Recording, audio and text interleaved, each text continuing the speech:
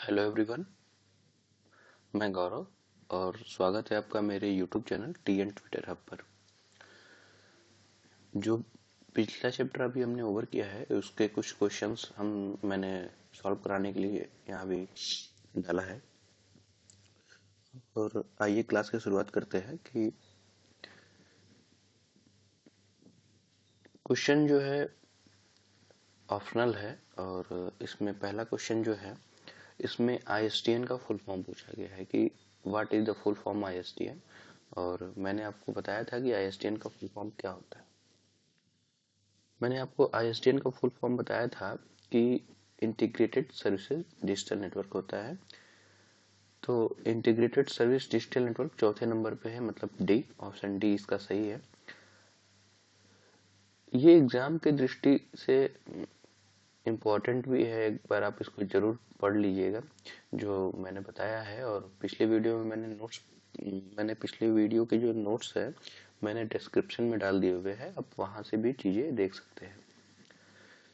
Next question है कि dial up connection जो होता है उसको एक्सेस जो करते हैं तो उसमें क्या क्या होता है।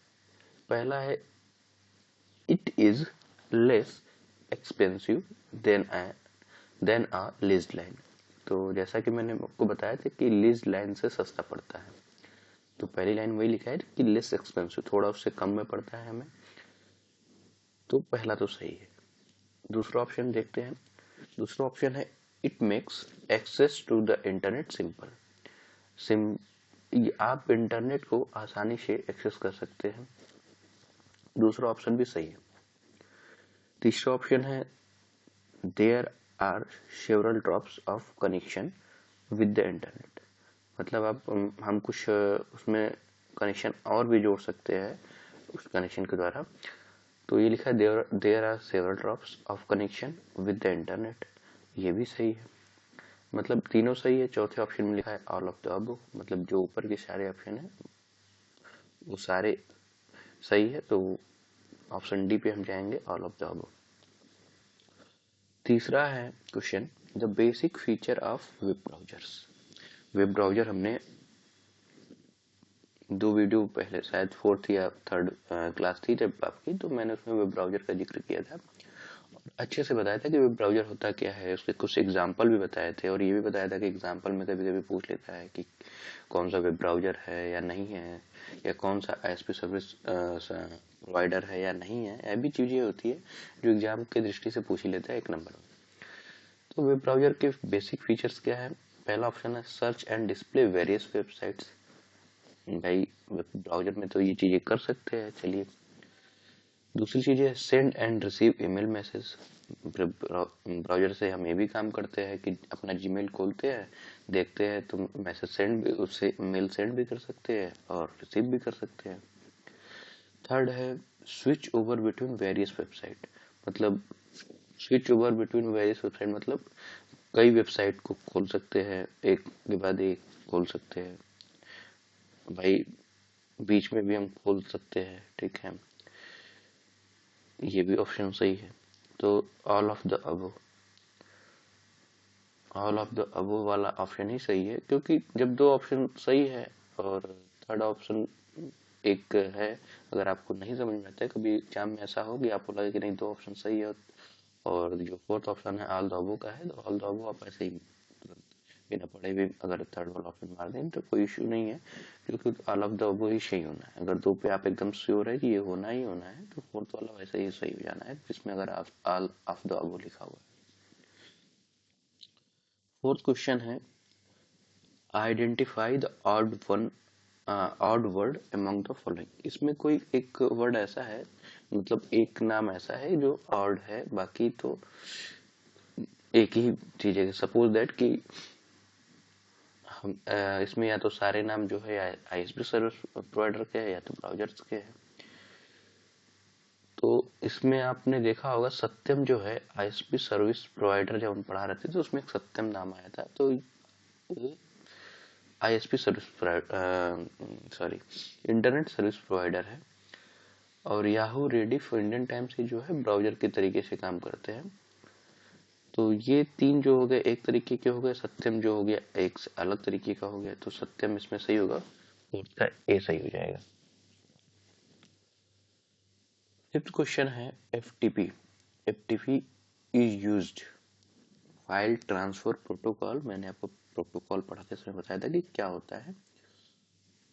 तो एफटीपी में होता क्या है कि to transfer files from one system to another, बिल्कुल सही ऑप्शन है।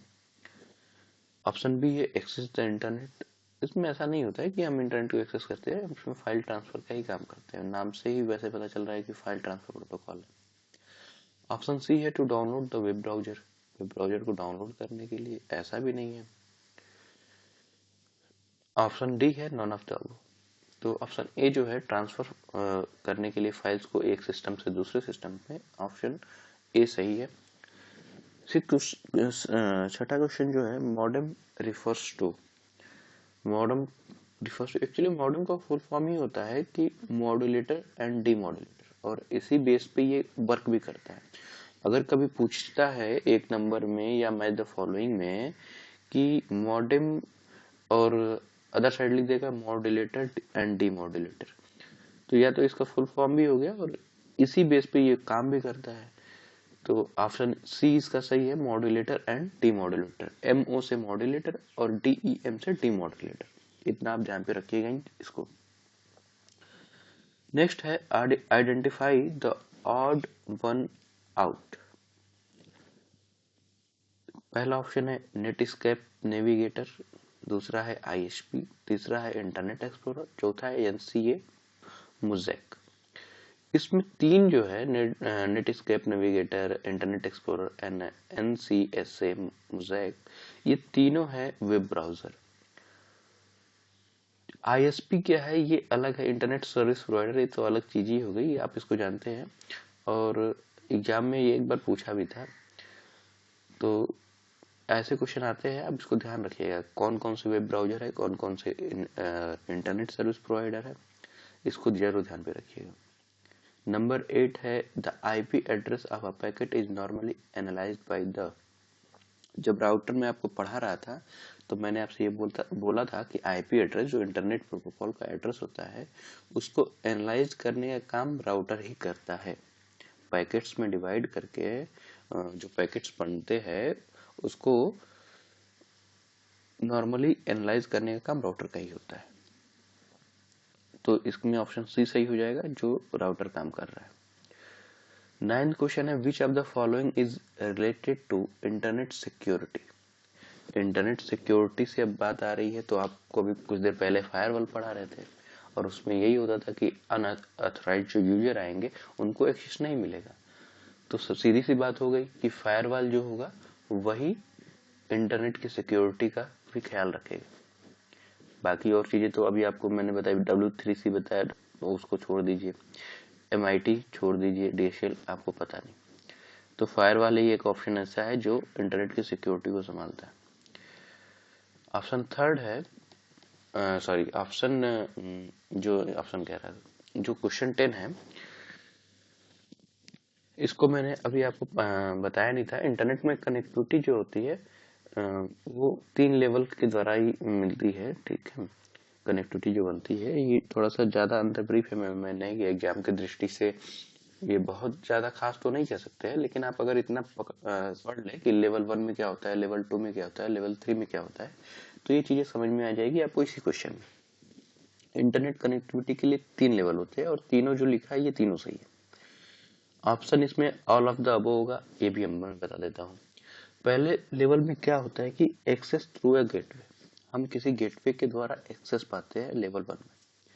लेवल 2 में क्या होता है, access via modem to host connected to network. Level 2 में ये होता है कि किसी मॉडेम के द्वारा हम होस्ट का कनेक्शन नेटवर्क एक्सेस करते हैं। थर्ड में क्या होता है, डायरेक्ट इंटरनेट को एक्सेस करते हैं। यही 3 लेवल है जो इंटरनेट की कनेक्टिविटी को स्थापित करता है। एग्जाम की दृष्टि से ये तीनों लेवल अगर आप देख लेते हैं तो आपको बहुत ब्रीफ में नहीं पढ़ना है, और ज्यादा ब्रीफ में पढ़ के कोई मतलब भी नहीं, क्योंकि एग्जाम में यहाँ से बहुत ज्यादा क्वेश्चन नहीं आएगा। लेकिन ये तीनों लेवल जो यहाँ लिखे हुए हैं कि लेवल 1, लेवल 2, लेवल 3, इसको आप जरूर देखें कि पहले लेवल में एक्सेस थ्रू अ गेटवे होता है, सेकेंड लेवल में access via modem to host connected to network होता है। थर्ड में डायरेक्ट इंटरनेट एक्सेस होता है। आज के लिए इतना ही। वीडियो को लाइक करें, कमेंट करें, सब्सक्राइब करें।